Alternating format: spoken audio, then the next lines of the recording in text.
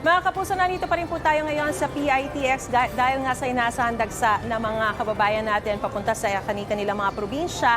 Ngayon nga pong darating na undas at barangay at SK elections at ito po ay bahagi ng long weekend. Makikita po natin sa aking likuran ay marami-rami na po yung mga pasahero na nag-aabang.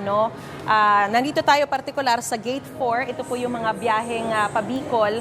At yung mga ilan sa mga nakausap natin as early as 1 a.m. nandito na po sila kahit na yung biyahe nila ay mamaya pang alas 9. Mas maganda na po yun para relax na po sila at hindi sila yung nagmamadali, nagkukumahog, naghahabol ng mga bus. Baka mamaya maiwan pa sila. Yung iba naman naghihintay po nung kanilang 6:30 a.m. na biyahe. Para mabigyan pa tayo ng karagdagang detalye, kaugnay nga po dun sa inaasahan dagsa o yung exodus na ating mga kababayan papunta sa mga probinsya ngayong long weekend, makakasama po natin si Sir Jason Salvador, ang head po ng Corporate Affairs and Government Relations ng PITX. Magandang umaga po sa inyo, sir. Magandang umaga, Ma'am Maris. Magandang umaga po sa lahat ng mga kapuso nating nanonood. Yes, una po sa lahat, maraming salamat sa lagi niyo pong pagpapaunlak sa Ay, atin. oo naman. Alam mo naman Sa talaga unang tayo dito sa PITX ay kapuso. Kaya naman welcome ang GMA dito anytime. Yes, sir. Una po sa lahat, gaano karaming inaasahan nating daragsa ngayong araw? Well, dahil nga napakahaba nung ating holiday season, dahil kasabay na dyan yung barangay SK elections, nandiyan pa yung celebration ng Undas, inaasahan natin na hindi bababa sa 1.6 million passengers ang dadaong dito sa PITX mula sa araw na ito hanggang sa November 6. Kaya nga, ito yung unang hirit sa bugso ng mga pasahero natin. Pero yung peak po, kailan natin naasahan? Inaasahan natin yan typically on October 30 and the 31st. Pero ngayon, nakikita natin, despite the fact na 1.6 million yung inaasahan natin pasahero, hindi tayo magkakaroon ng ganong kasikipan kasi dahil napakahaba ng panahon, nakikita natin mag-i-spread out yung ating mga pasahero. Kanina po, may mga nakausap ako na ang sabi nila parang wala na raw pong bus papuntang Bicol at habol na lang daw yung mga bus na masasakyan nila.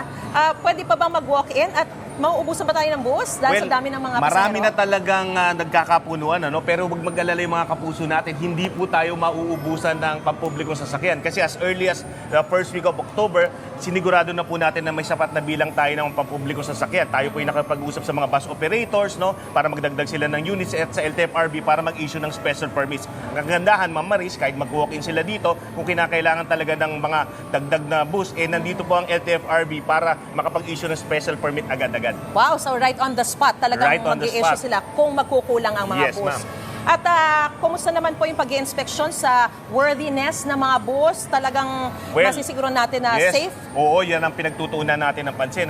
Kaagapay natin dyan ng Land Transportation Office upang tingnan na magiging ligtas ang biyahe ng mga kapuso natin patungo sa kanilang mga probinsya. Pag pinag-uusapan natin kaligtasan, dalawang bagay yan. Kailangan tiyakin natin yung tsuper o yung piloto ng mga pampubliko sa sakyan nasa tamang kaayusan. May sapat na pahinga, may karelyebo at more importantly, hindi sila nasa ilalim ng anumang pinagbabawal na substance tulad ng drugs or ng liquor. So sila po, nagsasagawa sila rito ng mga random drug testing upang tiyakin natin na wala po silang ganyan at nasa tamang kondisyon sila. At pangalawa, yung mga sasakyan, kailangan checkin po natin na nasa tip-top condition po ito. Kailangan maganda yung kondisyon. Kaya naman sa LTO rin po, sila rin po yung nagkakandak ng mga roadworthiness checks throughout the season randomly upang tiyakin na makakarating ng maayos yung mga kapuso natin sa kanilang lalawigan. And speaking of drug test, I understand may 5 dati na nahuli Oo, recently. Ano nako, bang nangyari doon? Hindi ba maantala mga biyahe kung sakaling Hindi naman, kasi may mga makukumpiska yung lisensya nila? may mga nakaantabay dyan. Yung 5 sa kasamaang palad nakita nating positive sa drug test ay agad-agad kinumpiska ng LTO yung kanilang lisensya. Hindi pa sila muna makakapagmaneho. They need to undergo a confirmatory test at kung sakasakaling mapatunayan sila ay talagang gumagamit ng pinagbabawal na gamot, masususpindi ang kanilang lisensya for 1 year and then kailangan nila mag-rehabilitation. At merong re-reliebo sa kanila? Meron re-reliebo kasi alam naman ng mga natin dito, mga transport operators, pag nagsagawa tayo ng ganito, may posibilidad na magkaroon tayo ng ganong problema. Alright, Sir Jason, kausapin niyo na po ang ating mga pasahero. Yung mga hahabol pa po dito sa PITX, ano po ang paalala natin sa kanila? Well, Pwede unang-una, mag-walk-in? yes, pwede pa mag-walk-in, pero ang advice natin sa mga puso natin, agahan na po natin yung pagbubuk natin, Kung hanggat maaari, mag-book na tayo, bumili na tayong ticket para hindi po tayo makaranas ng pagsisikip at pag-iintay.